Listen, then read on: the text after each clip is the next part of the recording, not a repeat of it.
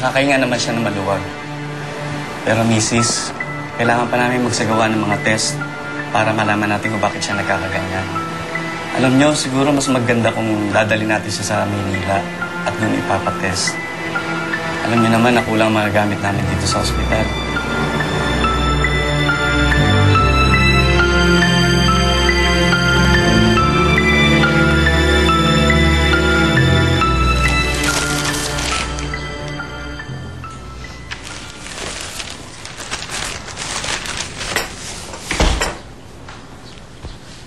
What?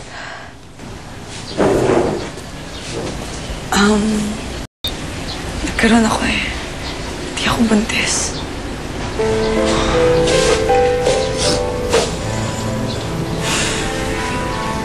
Huwag ka na umiyak. It's okay. Pwede pa naman natin subukan ulit, di ba? Magkakababy din tayo. Hindi. Huwag ka magsalita ng ganyan. Kung hindi ngayon, next month. Next year. Basta, kaka-baby tayo, okay?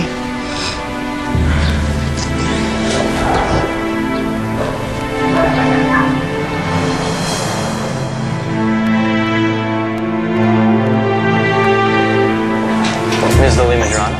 Ako nga po. Have a seat. My name is Dr. Tommy Romero, but please feel free to call me Tommy. I-review ko ang files ng anak mo si Alvin. And I also got a chance to take a look at this chest x-ray that you brought. Pero gusto ko ibang tests. I'll schedule an echocardiogram, a CT scan, and maybe even an MRI. That way we can really be sure kung ano talaga ang problema.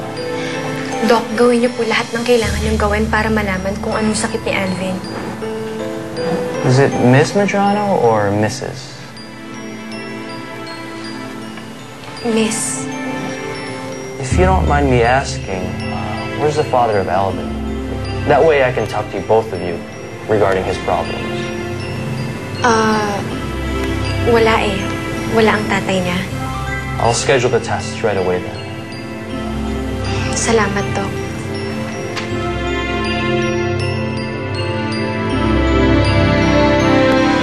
Here's the result, Elsa. Doc, may problema ba? I'm sorry, Elsa. It looks like nasa iyo ang problema.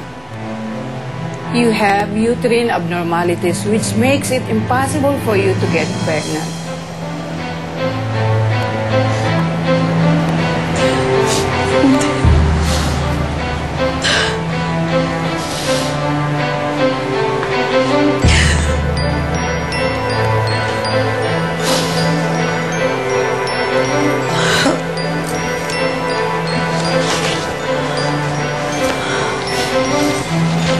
Pakiusap lang sana ako sa inyo.